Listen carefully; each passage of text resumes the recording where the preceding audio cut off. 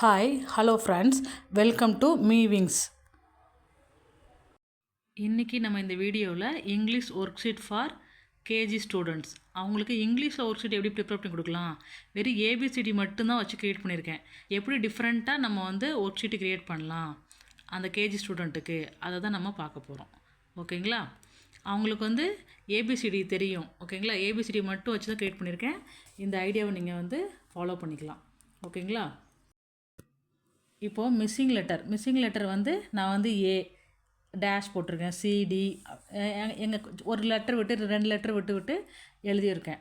அதை நீங்கள் இந்த மாதிரி எழுதி கொடுத்துட்டு நீங்கள் அதை ஃபில் பண்ண சொல்லலாம். ஏக்கு அப்புறம் என்ன, பி, சி, டி, டிக்கு அப்புறம் என்ன வரும், இ, F, G, H, I, J, K, L. Sorry, இதெல்லாம் கேபிட்டல் லெட்டரில் போடணும். நான் ஸ்மால் லெட்டரில் போட்டேன். சாரி. ஹெச், ஐஏ கேபிட்டல் லெட்டரில் போடணும். J, K, L. இன்னும் எல்லாமே கேபிட்டல் லெட்டரில், கேபிட்டல் லெட்டரை போட சொல்லுங்கள். M, N, O, P, Q, R, S, T, U, V, W, X, Y and Z. ஓகேங்களா? கேபிட்டல் லெட்டர்னால் எல்லாம் கேபிட்டல் லெட்டர் க்ரியேட் பண்ணி கொடுங்க. அடுத்து இதே மாதிரி ஸ்மால் லெட்டருக்கும் பண்ணிட்டு பாருங்கள். A, B, C, D, E, F, G, H, I, J, K, L, M, N, O, P, Q, R, S, T, U, V, W, X, Y, Z. ஓகேங்களா? இந்த மாதிரி பண்ணலாம். அடுத்து வேறு மாதிரி என்ன பண்ணலான்னா, மிஸ்ஸிங் லெட்ரு இந்த மாதிரி பாக்ஸ் மாதிரி போட்டுக்கலாம். நீங்கள் பாக்ஸ் போட்டுக்கலாம், இல்லை நீங்கள் ஆப்பிள் மாதிரி வரையலாம், இல்லை பால் மாதிரி வரைஞ்சி போடலாம்.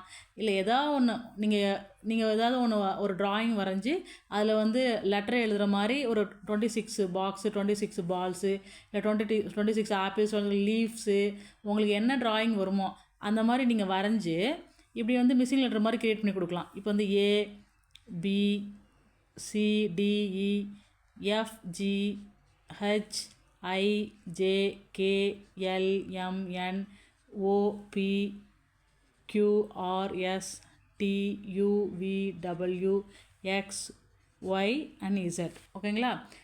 நான் ஒன்லி பாக்ஸ் போட்டிருக்கேன். நீங்கள் எந்த மாதிரி படம் வரைஞ்சி எதில் எழுத முடியுதோ அந்த மாதிரி எழுதுங்க. ஆனால் கலராக பண்ணுங்கள். நான் என்கிட்ட அந்த பிளாக் ஒன்று தான் இருக்குது, அதனால் நான் பிளாக்கில் க்ரியேட் பண்ணியிருக்கேன். கொஞ்சம் கலராக ஒவ்வொன்றா பண்ணிங்கன்னா நல்லாயிருக்கும். கலராக ஹெச் பென் வாங்கி கலராக கொஞ்சம் பண்ணால் அவங்களுக்கு இன்னும் அட்ராக்டிவாக, இன்னும் இன்ட்ரெஸ்ட்டாக செய்வாங்க.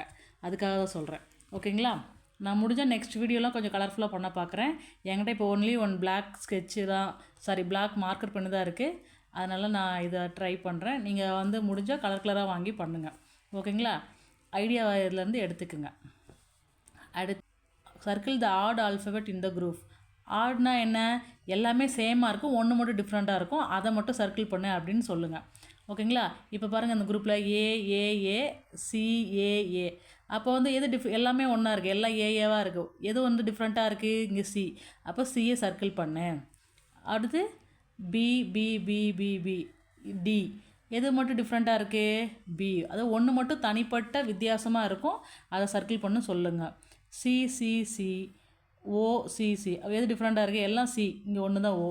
இதை சர்க்கிள் பண்ணு அப்படின்னு சொல்லிக் கொடுங்க. ஃபஸ்ட்டு ஒன்று சொல்லிக் கொடுங்க, 1 2 இல்லை நிறையா சொல்லிக் கொடுங்க.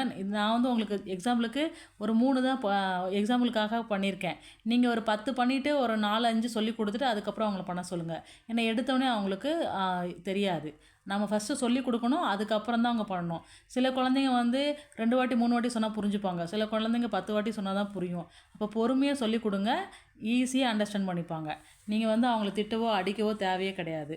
ஓகேங்களா? அப்படி பண்ணாதீங்க. பண்ணால் படிப்பு மேலே உள்ள ஆர்வமே போயிடும். ஐயோ, படிக்க சொன்னவே அடிப்பாங்க அப்படின்னு அவங்களுக்கு தோண ஆரம்பிச்சிடும். இந்த மாதிரி நீங்கள் விளையாட்டுத்தனமாக பண்ணும்போது அவங்களுக்கு ஈஸியாக இருக்கும். இல்லாட்டி ஃபஸ்ட்டு ஒரு நாள் கூட நீங்கள் ஃபுல்லாக 10 எக்ஸாம்பிள் கொடுக்குறீங்கன்னா 10 எக்ஸாம்பிளையும் சொல்லித்தாங்க, தப்பே கிடையாது. டெய்லி நீங்கள் பண்ண தான் அவங்க பிக்கப் பண்ணுவாங்க. ஃபஸ்ட் நாள் அவங்களுக்கு வரலாட்டி அடுத்த நாள் கொஞ்சம் பிக்கப் பண்ணுவாங்க. அடுத்த நாள் அப்படி 1 வீக் வரும்போது நல்லா பிக்கப் பண்ணிப்பாங்க. ஓகேங்களா? இப்போ சர்க்கிள் த மேட்சிங் லெட்டர். இப்போ கேபிட்டல் ஏ, இதோட மேட்சிங் லெட்டர் இதில் எங்கே இருக்குது, அதை சர்க்கிள் பண்ணு அப்படின்னு சொல்லுங்கள்.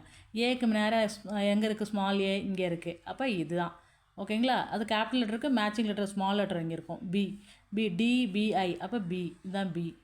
சி, கேசிஎல், அப்போ சி. சர்க்கிள் தான் மேட்சிங் லெட்டர். ஓகேங்களா? இந்த மாதிரி நம்ம வந்து சர்க்கிள் பண்ண சொல்லலாம். அடுத்து வந்து மேட்ச் த ஃபாலோயிங்.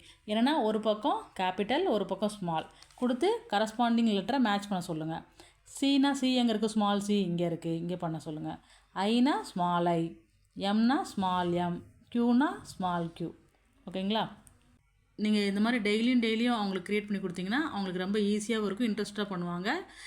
நீங்கள் வந்து கொஞ்சம் கலர்ஃபுல்லாக பண்ணுங்கள், அவங்களுக்கு இன்னும் வந்து ஜாலியாக பண்ணுவாங்க, ஹாப்பியாக பண்ணுவாங்க. குழந்தைங்க ஹாப்பியாக படிக்கும்போது ஈஸியாக வந்து அவங்களுக்கு எல்லாமே மைண்டில் ரிஜிஸ்டர் ஆகும்.